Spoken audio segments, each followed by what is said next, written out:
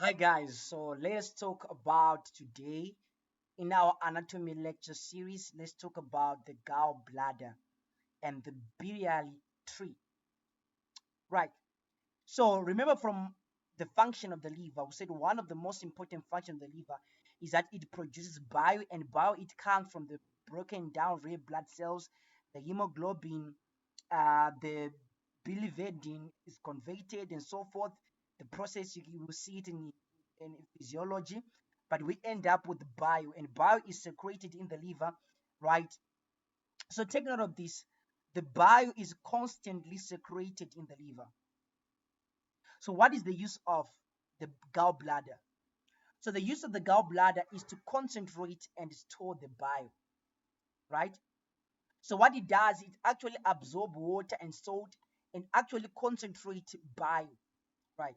So it actually stores about 30 to 50 mils of bile, and then the liver it actually produces about 40 mils of bile per per day, right? So such bile is going to be stored into this gallbladder. So let's take a look at the biliary tree. Let's take a look at the biliary tree. So the biliary tree, it involves the following. It involves the um, from the bile canaliculi to the hepatic bile duct, to the common hepatic bile duct, to the gallbladder, and to the common bile duct. Good. So that's what we just want to look at. So let's take a look at the um as the at the bile duct. Right, so you're going to have your liver. Your liver is going to give your right and left hepatic bile duct. So the right hepatic bile duct is going to drain the right lobe of the liver. The left hepatic bile duct is going to drain the left lobe of the liver, the caudate lobe, and the quadrate lobe. Remember, we said the caudate lobe and the quadrate lobe, they are functionally related to the left lobe of the liver, right? So these two ducts, they actually join, right, in the hepatoduodenal ligament, or the free edge of your lesser omentum, and then they form the hepatic duct. The hepatic duct is going to join the cystic duct and form the bile duct. So right here, this is your bile duct. Your bile duct, its first part is going to be within this hepatoduodenal ligament, right? And then its second part is going to be posterior to the first part of the duodenum and to the right side of the gastroduodenal artery, right? And its third part is going to fuse with the main pancreatic duct, right? And form the hepatoduodenal, the hepatopancreatic ampulla, right? And then this ampulla will actually pierces the middle portion of your duodenum, your descending duodenum, and enters the duodenum via the major duodenal papillae. Right, so that's going to be your bile duct, the course of the bile duct. Let's take a look at the gallbladder. So the gallbladder is going to be divided into fundus, body, and neck, and it is connected to the bile duct via the cystic duct. The fundus of the gallbladder is covered by peritoneum, and it is at the level of the transpyloric plane. Anterior to the fundus of the gallbladder, you're going to have the abdominal wall. So it protrudes below the inferior portion of your liver border. Let's take a look. So this portion of the bile that is protruding outside, that's your fundus of your gallbladder. And take note of this. We said that the liver is covered by costal margin, right? Good. And then the fundus of the gallbladder is found at the tip of the ninth costal cartilage.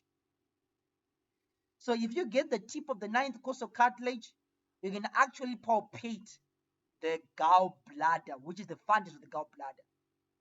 You understand?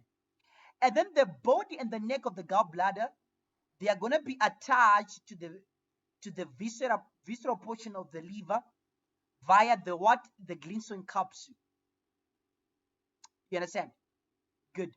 So you have your body, and then you have your neck, and then the neck will continue as the cystic duct and drain into your bile duct. You understand? Good. What supplies the gallbladder? It's very important. Take note of this. So blood supply to the gallbladder. All right. So remember, you have what's called your hepatic artery proper. That is going to give your right and left hepatic arteries. The right hepatic artery is going to give a branch called a cystic artery in a collared triangle. So you have this triangle that is called the collared triangle, right? That's where you are going to be given the cystic artery from the right hepatic artery. What are the boundaries of the collared triangle? So it is an important triangle, very important, because you need to understand it when it comes to the cystic artery, when it comes to the cystic artery, because surgically, if this anatomy is not respected, the cystic artery can actually give a lot of problems when it's cut. So the cystic artery is going to be given within this collared triangle with the following boundaries, right? The medial boundary is going to be made by the common hepatic duct, right? The base is going to be made by the cystic duct, and the medial border is going to be made by the lateral border is going to be made by the visceral portion of your liver. So you now have the visceral portion, your cystic duct, and your common hepatic duct. That's where we have your cystic artery supplying your cystic duct and your gallbladder, right? As for the venous drainage, is the same. It actually drains into the cystic vein. You have the cystic vein that will drain into your hepatic vein, which will drain into a hepatic portal vein. You understand? So that's the blood supply of the gallbladder. So thank you so much for paying attention and taking your time to listen to this video. See you next time.